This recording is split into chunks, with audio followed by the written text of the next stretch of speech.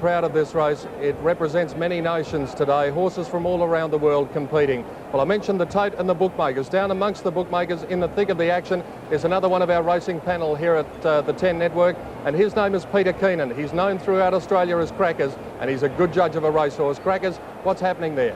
Well, they're loaded for bear down here, Peter. I must admit that. I've never seen such a flurry of hands going up, clutching $10 bills, $100 bills, $50 bills. They're just trying to get set, and they're backed all the big-time favourites. Shiver's Revenge has come in a fair bit. Diego's there.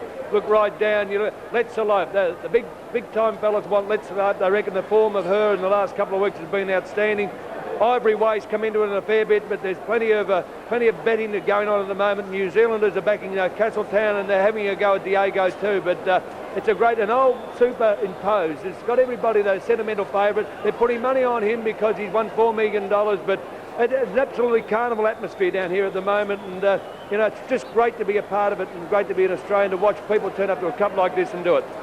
Well, Crackers, the nation is in the process of stopping now, and there's a tremendous amount of pressure on everyone involved in the running of the Foster's Melbourne Cup, but no more so than the 24 jockeys who have been called into the stewards' room by Chairman of Stewards Pat Lawler and his men on the panel. These rare shots show Pat Lawler addressing the jockeys.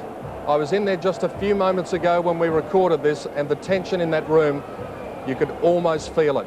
Pat spoke to the jockeys about what they can do, what they can't do, what they're expected to do to make this race a spectacle, not only for people here at Flemington watching on television around Australia, but also around the world. And then after giving the instructions, he wished them all the best of luck and said, "We don't want to see you back here afterwards." Let's hope it is a cleanly run race, and let's hope that the best horse does win. Because after all, Tim, at the end of this race, it won't be just a horse that is a winner, it'll be a legend. Absolutely, and there's many that could fit that bill, could become a legend come, 3 minutes past 3:30 this afternoon. It's a great day. We'll take a break and come back with more of this wonderful race day, the Melbourne Cup, live from Flemington through Network 10 throughout the world.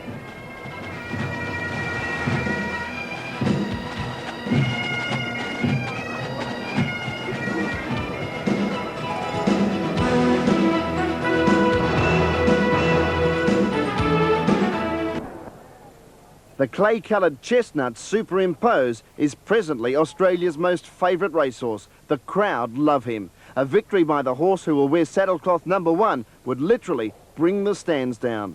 Superimpose is attempting to become the richest stakes earner in Australasia's history.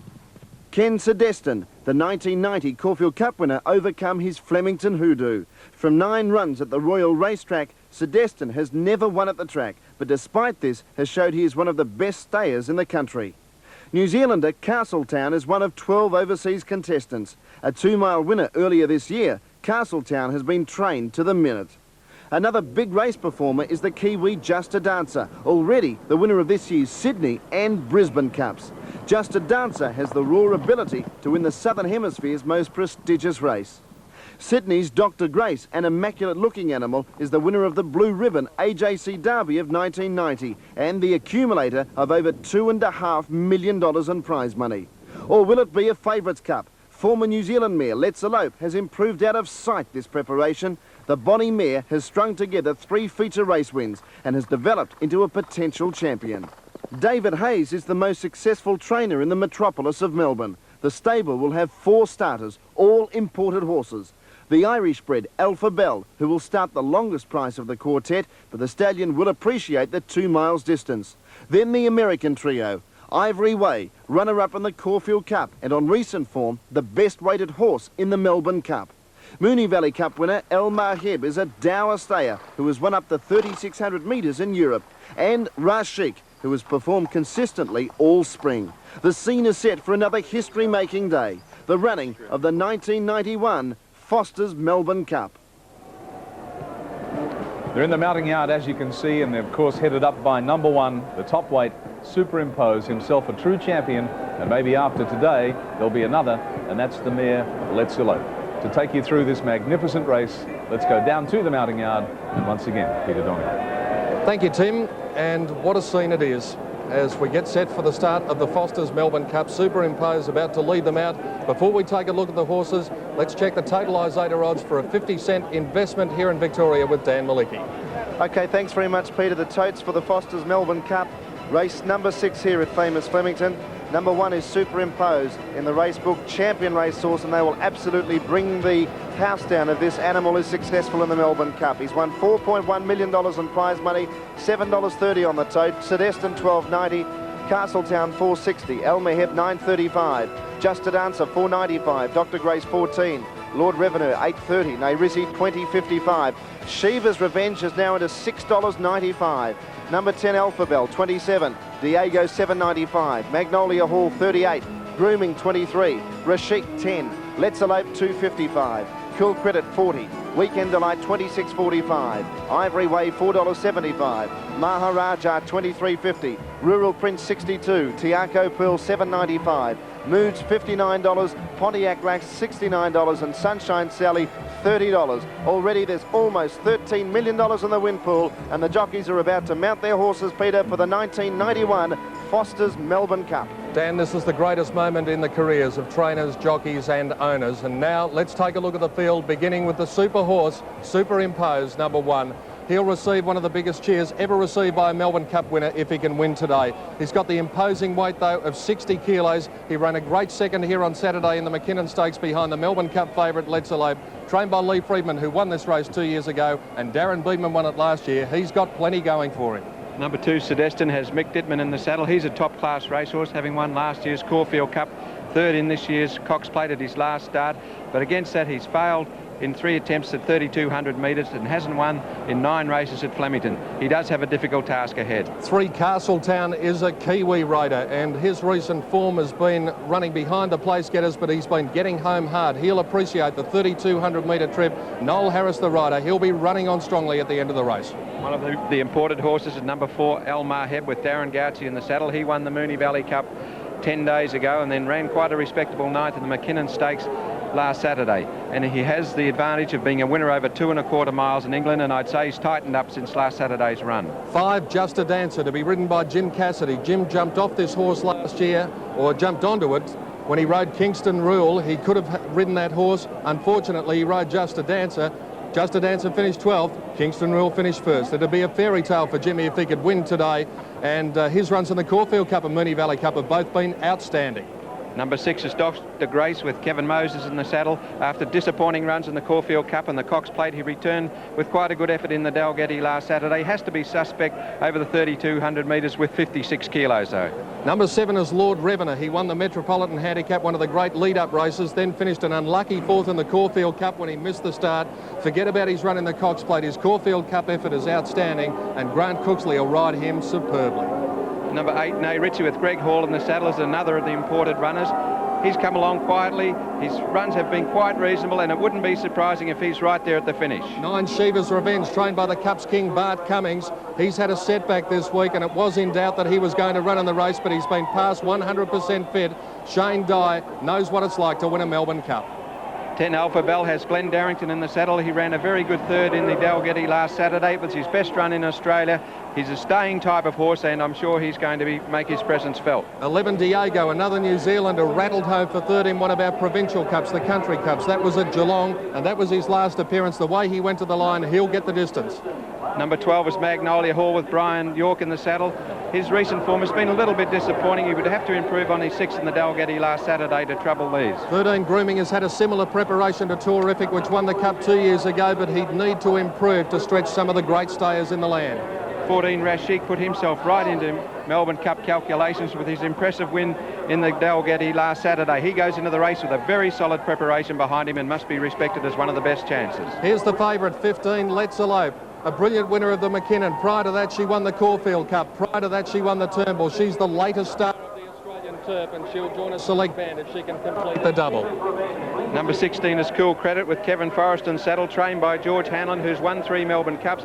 Cool Credit's recent form has been quite reasonable, and he wasn't disappointing when 4th in the Werribee Cup at his last start, but this is more difficult. Weekend Delight was amongst the chances 6 weeks ago, another trained by Bart Cummings, but she'd need to improve greatly to trouble these. 18 Ivory Way with Michael Clark aboard is the best of the 4 David Hayes runners in the stable. He ran second in the Caulfield Cup, a great run when just beaten by Let's Elope, and then ran fourth here in the McKinnon Stakes last Saturday behind Let's Elope. He came home very well on that occasion. I'm sure he'll run the 3,200 metres. 19 Maharaja, trained by Tommy Smith, one of our legendary trainers in Australia. He's won 2 Melbourne Cups in 1955 and 1981. I think Maharaja is going to have the task ahead to make it number 3 for TJ, but his run here on Saturday behind Rashik was pretty good. 20 Rural Prince with Lance Cassidy in the saddle is one of the outsiders. He was only 12th in the Dalgety here last Saturday. His form before that hadn't been anything to rave about, and he has a very difficult assignment ahead. Number 21 is Tayakau Pearl, a winner of the Werribee Cup when it flashed home over 2,600 metres at its last start. The 3,200 metres should hold no fears for Tayakau Pearl and Jim Collett. 22 Moods will be ridden by Bruce Compton. He was third in the Werribee Cup at his last start. His previous form wasn't very encouraging. Moods would be a major surprise. And so too would number 23 Pontiac Glass, only 8th here in the Dalgety on Saturday, and looks to be just a little outclassed here. Number 24 Sunshine Sally has the apprentice Paddy Payne aboard. Her odds with the bookies are about 660 to 1, but she's about a tenth of that price on the totes, so she's popular there, but she would have to improve a lot on her recent efforts to worry any of these. Sunshine Sally will carry a few bets from sentimental punters around Australia.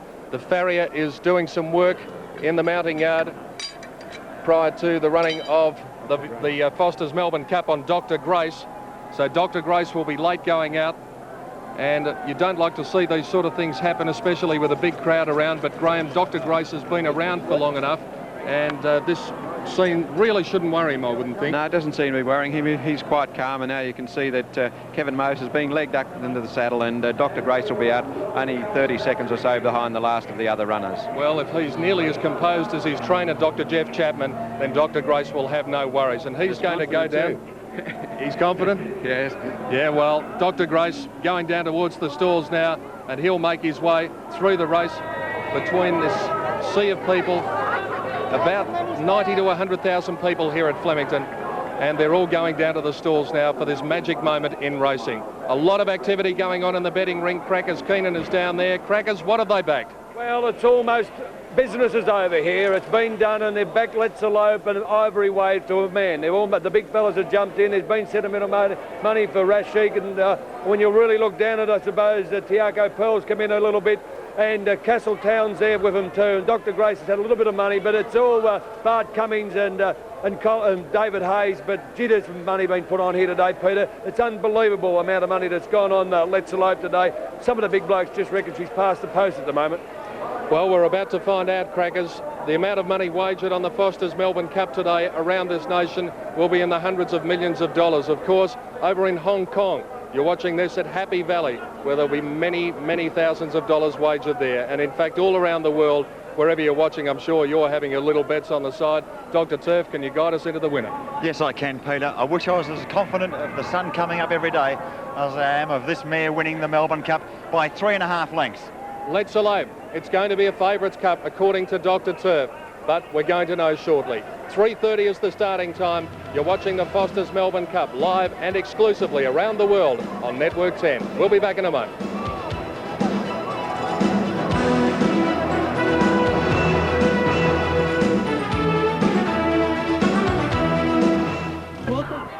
The lights on, away and racing. The crowd roars enormously. Grooming one of the first horses to jump away with Sunshine Sally and Just a Dancer. Going up there early was El Mehib, and they were followed by Superimpose. He's up a lot closer today. Tayakau Pearl, Maharaja, Sedestin, and then came Ivory Way wider out from Cool Credit. Back behind them was the Grey Rural Prince, and they were followed by Magnolia Hall and Rashik. Castletown goes back to the tail end of the field with Weekend Delight. They run up the home straight the first time, 2,700 metres to go. And the rank outsider of the field, Sunshine Sally, is in front. Ivory Way gets across from a wide alley to go to second. Cool Credit was third. Then Magnolia Hall, followed by the Grey Rural Prince out 3 deep. El Mehib 4 wide and Rashik 5 wide. Then Moods, followed by Maharaja, Dr. Grace, Superimpose, Shiva's Revenge getting up on the fence. Tayakau Pearl was caught out a little bit wider. Then came El Mehib. Pontiac Glass and Grooming next. Out wider on the track was Diego as they go past the finishing post, a lap left to go. Maharaja's racing on the inside of Let's Elope. They were followed a length and a half further back by Sedestin. Over on the inside was Nay Rizzi. They were followed by Weekend Delights, third last on the outside of Just a Dancer. And last of all was Castletown as they sweep out of the straight. They've got 2,000 metres left to go on the 1991 Foster's Melbourne Cup. Along the riverside of the track, and the leader is Sunshine Sally by a length and a half. Rashik goes up on the outside to be second. Rural Prince was third. Ivory Way's got the box seat fourth. 3/4 to Magnolia Hall, a length away Cool Credit. 2.5 lengths to El Meheb on the outside of Moods. A length and a half to Dr. Grace. 3/4 to Maharaja. Then Tiago Pearl superimposed, and on the inside Shiva's Revenge. Diego 3 deep, Lord Revenue the centre. Over on the fence, Grooming, a length and a half further back on the inside was El Meheb. Alpha Bella, half to Let's Elope, a length and a half away Nay Rizzi.